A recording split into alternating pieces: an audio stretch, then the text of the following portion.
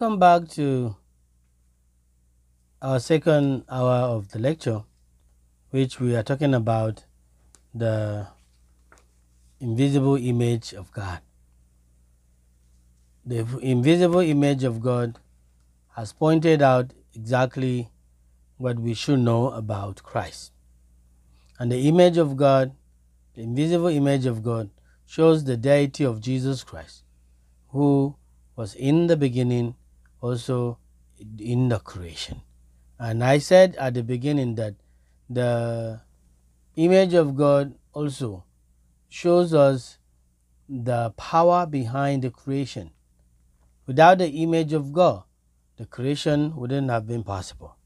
And so, what other ways that we can find the issue of the creation of God, the image of God? Peter Kraft and Ronald K. Tassili discuss 6 reasons why the deity of Christ is crucially important in our days today. Why is the image of Christ important for us today? Why do we look at it as vital and important in our lives? One, we can say that the divinity of Christ is the most distinctive Christian doctrine of all. Compared to other doctrine, compared to other religion, compared to other group of believers who thought of their own faith and way of life, we will discover that Christ's divinity is the most different and most important in comparison to all others. Now, let's take a instance of the issue of the Buddhists, the issue of the Islam. We discover the divinity of Christ's nature is not compared with that of their Muhammad. Talk less of the Buddhists, who we don't know what is their image, that in comparing to a physical nature that moves like Jesus Christ.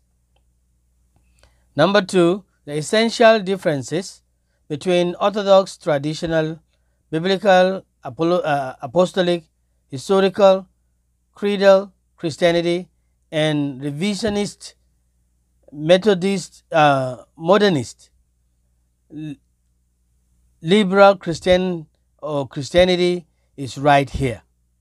So the essential differences can be seen between these groups. We talk about the Orthodox. In an Orthodox, you can see the differences there. Traditionals, when you talk about traditional believers who believes in tradition and other things, also you cannot see the issue of the invisible image of God there. So, but when we come to biblical aspect of that, you can see that really what old passages that has been discussing about the image of Christ, the divine name and the image of Christ. The third one is the doctrine work like a skeleton key, unlocking all others doctrine door of Christianity. Number 4, if Christ is divine, then the incarnation of God is the most important event in our history. I would not like to go beyond that, but I want us to ponder on these 4 things. One is the divinity of Christ is the most distinctive. It's different compared to other religions and beliefs that one could have found himself in. And I brought the issue of the essence of the difference between the Orthodox, the traditional, the biblical, the apostle, the historian, all these kind of groups in Christian faith. Also, you can find the differences when they come to discussing the invisible image of God, his personality, and his deity. The doctrine word, like the skeleton key, is also number 3, which unlock all other doors. But Christianity doctrine is the only visible key that we can unlock other doors. And the one we talked, the fourth one, is if Christ is divine, then the incarnation of God is what? Is paramount event that we need to continue to study. Shall we look into Brian's also lecture that we have been doing in order to see that which he has been talking about, the existence, the divine nature of God. Adam is made in the image of God, right? But Adam is not the prototype of the image of God. Jesus is the prototype of the image of God. Now follow me here. The eschaton Adam, which would be the last Adam, who is Jesus, is the prototype for the first Adam. Okay? And so Jesus is, when it says that he is the image of the invisible God, the idea is that he himself is the perfect manifestation of God. He is the perfect reflection. He is the perfect image. He is the perfect likeness. We can make the comparison this way. Adam was made in the image of God. Jesus is the image of God. And so the eschaton Adam was the prototype or the archetype of the first Adam. And so, of course, what the first Adam does, of course, is he blows it. But notice, this is the language. 2 Corinthians 4:4, Jesus is the image of the invisible God. Same language. But then Paul goes on to say that we actually see the glory of God where? In the face of Jesus Christ. Why? Because he is the perfect image of God. You want to see God? You look to Jesus. When Paul says in Philippians 2 that although he existed in the morphe, the form of God, he's saying the exact same thing as saying that he is the image of God. Okay? So Paul starts out by telling us Jesus is the image of the invisible God. In other words, the invisible God is not ultimately invisible. He's visible in the person of his own Son.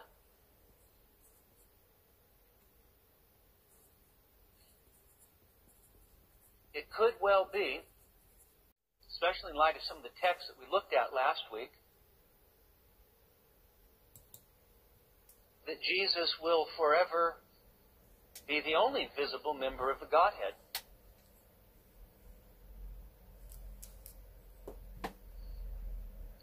The glory of God is manifested in the person of his own Son. So he's the image of the invisible God. We could look at other passages that talk about that. Remember, Jesus says in John chapter 1, it says, no one has seen God at any time, but the only begotten God from the bosom of the Father, he has exegeted him. So again, you want to know about God, you look to. You don't go up to the top of Job's peak and rub crystals together. You look at Jesus. And you see Jesus where? In the pages of Scripture. The next designation, and this is the one that causes the trouble, is the firstborn of all creation. Now that word firstborn, prototokos, means just what it says, the firstborn. But remember, language doesn't always work like this. Well, obviously the most literal meaning is always the meaning. You and I don't even talk like that. On a daily basis, if we took everything that we said with the etymology, the root meaning of every word that we use into into account to try to discern what we're talking about, our language would be unintelligible. Okay? Firstborn in the Bible could actually mean the first one out of the womb.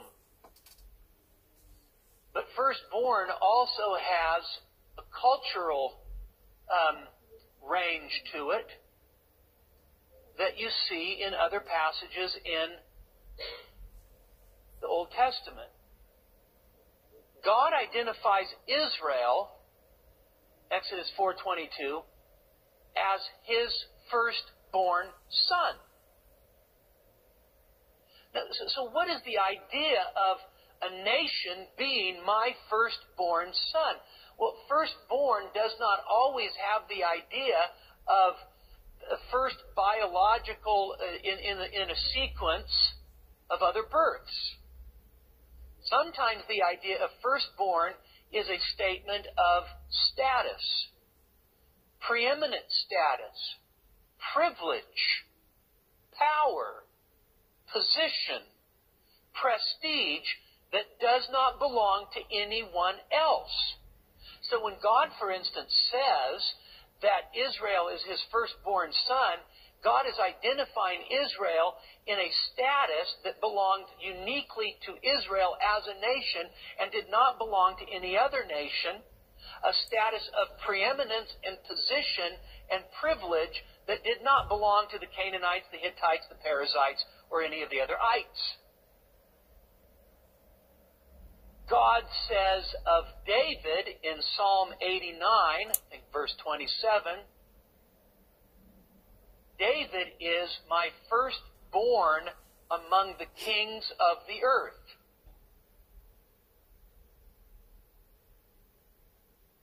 Was David the firstborn of anything?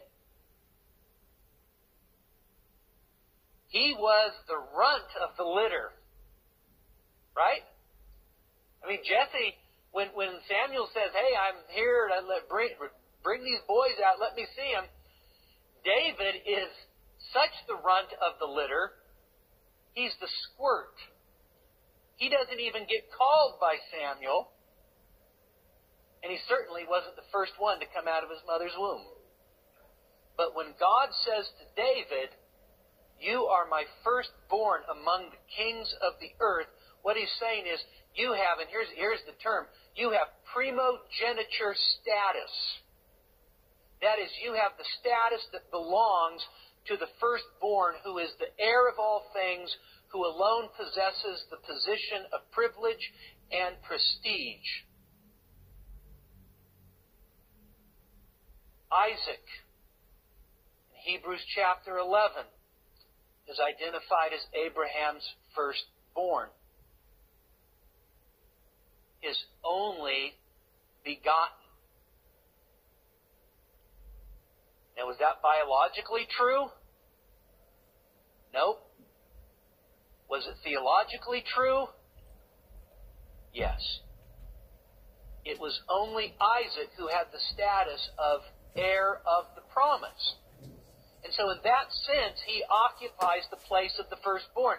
Even though Ishmael was born some 12 years prior to Isaac's birth, it is still Isaac who has the unique position of being the heir of all things. And so when you hear the firstborn of all creation, we can't just rush to the idea that, well, see, Jesus must have had a beginning. Really, the idea of firstborn of all creation is Jesus has the position of prestige and uniqueness among all of God's creation. Now, there is a little difficulty on the relationship of the word of creation, and I take it to be that Jesus is the firstborn who creates all creation.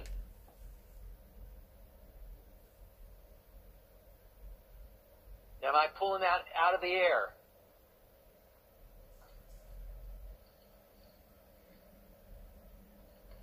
Am I pulling that out of the air? To say of creation is to say that Jesus is actually creator. In other words, it's not a distributive idea that Jesus is the firstborn out of everything that's been created, but Jesus is the firstborn who's created all things. Is that true? Okay, so that's the answer. Verse 16. When I ask a question, normally the answer is right there in the text, right? For by him all things were created. Now it's kind of hard to be a creature and then turn around and say, and by him all things were created. Both in heaven, earth, visible, invisible, whether thrones, dominions, rulers, or authorities, all things have been created through him and for him. And so he doesn't just say it once, he says it twice. And so Jesus is the absolute creator of all things, firstborn of creation. He has the primogeniture status as creator of all things. And then he's before all things. In him all things hold together. Great. This, by the way, is from Hebrews 1:2 as well. He upholds all things by the word of his power. Just as a side note, Jesus is not only the creator by divine fiat, divine command, the one who by the power of his word brings all things into being. He is also the sustainer who upholds all things that he's created. So he's the great creator and the great preserver and sustainer of everything that he's made. And then it says he is the beginning. He is the arche. I take this to be in connection with his headship over the church. The idea of arche can mean beginning, beginning point, in the sense of origin or source. If he's head of the church, that means he's in the position of the authority over the church, but he is also the origin of the church. He's also the source of the church. And then, here we get it again, he's the firstborn from the dead. Now, in light of what we looked at for firstborn of creation, can you make sense out of firstborn of the dead? Had anybody been raised up from the dead before Jesus was raised up from the dead? Lazarus. Yes. Name a few.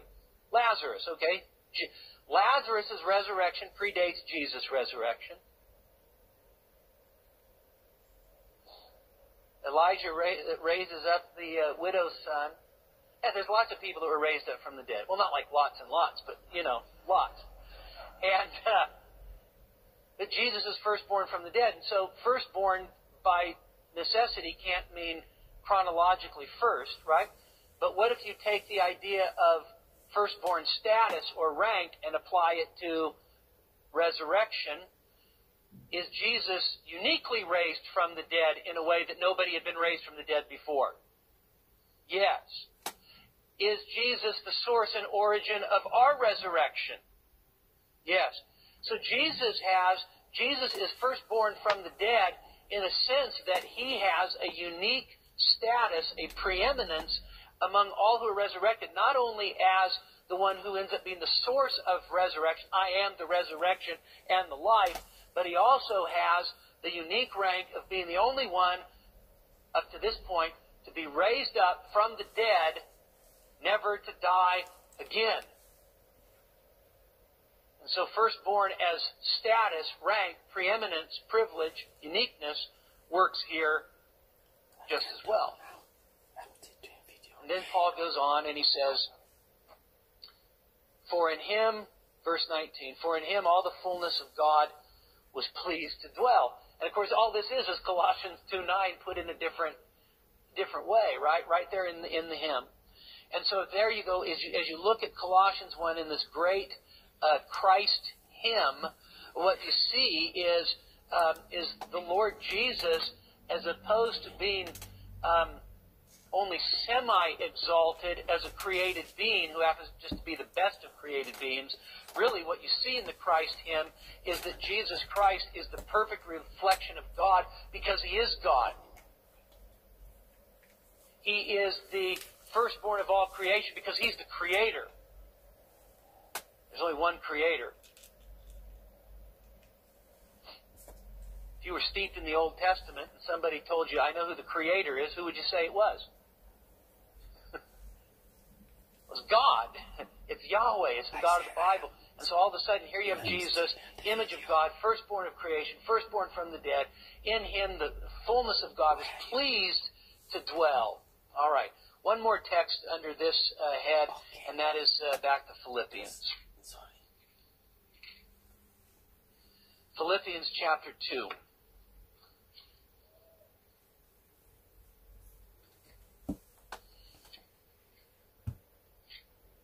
Now this passage is called the Canosa by New Testament scholars because of the word emptied in verse 7. The verb is kanao, so it's called the Canosa passage. He emptied himself. Now, in this text, what you have is Paul is setting up an ethical standard for Christians. Verse 5, have this attitude or this mindset in yourselves, which was also in Christ Jesus. Okay. High order. High standard. This is not just simply what would Jesus do.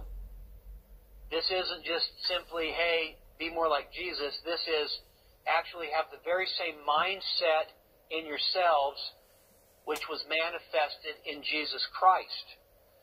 And then what Paul does is on the heels of that ethical admonition, he then unfolds one of the greatest Christological passages in the New Testament and one of the most profoundest statements on the person of Jesus Christ. And so let's just take a quick look at it. Who, although he existed in the form of God, did not regard equality with God a thing to be grasped. Now, right away, you're confronted with that Jesus exists in the morphe, the substance of God. Again, from an Old Testament perspective, this demands that Jesus actually be God, that he share the same form as eternal God. Now, right away, as I mentioned earlier, this term morphe has the same idea as image, and I think, not willing to die on this hill, but I think that there are some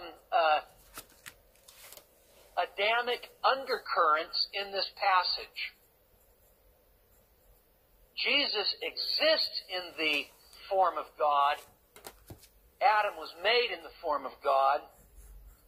Jesus did not regard equality with God a thing to be lunged after and seized,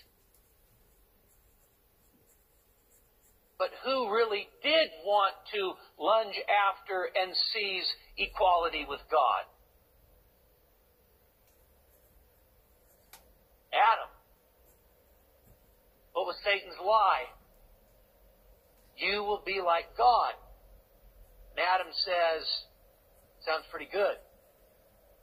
Okay? Now, the irony is, the one who was made in the image of God lunged after equality with God. The one who exists in the form of God and already had equality with God did not try to lunge after it to retain it. But notice what happens. But emptied himself, taking the form of a bondservant and being made in the likeness of men. Being found in appearance as a man, he humbled himself by becoming obedient to the point of death, even death on a cross. And we'll come back to this passage when we get to the humanity of Jesus, because that's what it's talking about. But understand, this is the contrast. Here's Jesus who exists in the form of God. He has accepted the mission of incarnation, which means he's not lunging after retaining all of the rights and privileges of his deity.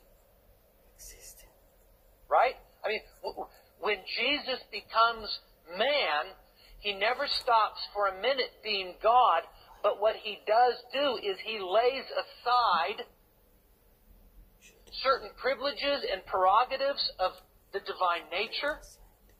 He lays aside the manifest glory of his own nature to be what? To be encased, as it were, in humanity. So that when Jesus walked down the streets of Nazareth, nobody said, "Whoa, there's God." He said, "That's Joseph's son. He's a carpenter. He's got dirty feet."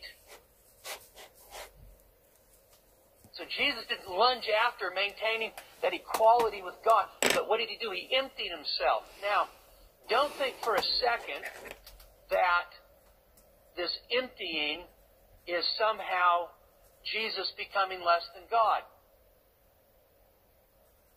Charles Wesley was absolutely, categorically wrong when he wrote, humbled himself, or emptied himself of all but love. That's why in our hymnals we fix that line. Okay? We fix it. Because it's not true that Jesus emptied himself of everything but love. He poured himself out. And how did this is divine math. How does he empty himself? By adding. It is subtraction by addition. By taking. He empties himself by taking to himself the form of man, being made in the likeness of man. For thus the Lord spoke to me with mighty power and instructed me not to walk in the way of this people, saying, you are not to say, it's a conspiracy in regard to all that this people call a conspiracy, and you are not to fear what they fear or be in dread of it. Okay, get that language. Who's speaking, first of all? Yahweh speaking, right? You are not to fear what they fear or be in dread of it. It is Yahweh of hosts whom you should regard as holy, or to put it another way, it is Yahweh of hosts whom you should sanctify, and he shall be your fear, and he shall be your dread. Then he shall become a sanctuary, both to the house of Israel, a stone to strike and a rock to stumble over, a snare and a trap for the inhabitants of Jerusalem. Many will stumble over them, then they will fall and be broken. They will even be snared and caught. Now notice carefully, bottom of verse 12, and you are not to fear what they fear or be in dread of it. It is Yahweh of hosts whom you should regard as holy or sanctified. We have listened to Brian again concerning the continuity of the divine nature of God, the deity of Jesus Christ, and precisely the invisible image of God. And in his discussion, he really buttressed what we need to know by comparing the old Adam and the new Adam. He talked about one thing I want you to understand in this form is that he talked about the old Adam who tried to launch his equality with who? With God. But the second Adam who did not launch his equality with God, it was because he existed with him. He emptied himself to prove his being who he is. There's no point of me dragging with my position. That is what Jesus did. But human being, the first Adam, tried to show he tried to prove himself to be equal with God because he was made in the image of God. So if we tend to do that way, we'll push ourselves into a wrong concept of our life and also being part of what God has destined us to be. Jesus is the fullness of the deity of God, the eternal God, the image of the invisible God that we cannot differentiate. He is. And he tried to make us understand why some people have an interpretation if what it means that God emptied himself as if everything was lost. But God never emptied himself only for love. But God emptied himself and still remained powerful in the image of God. I want to introduce you to a book. Jesus, Jesus is the Christ. Now, we will take this in our 10th week, this book, to talk about it directly. We're going to read from the book and see what is it saying about Jesus is Christ by Michael F. Bird. So what is he trying to give us about Jesus Christ? So we are still dealing with Jesus Christ, and we will go for a break and we return for the third lesson hour of our class today. And after which we'll start thinking about whatever we'll do for next week. But meanwhile, remember that Jesus is the invisible image of God. And without that, he is God himself. So whatever we want to do, the deity of Christ can only be fulfilled when we accept the invisible image of God as part of God himself. Thank you for being here, and see you at the last hour of the class. Bye-bye. Where to a tree I gathered, Lord, you said you'd be there. So Lord, we all know your presence. Gosh, you know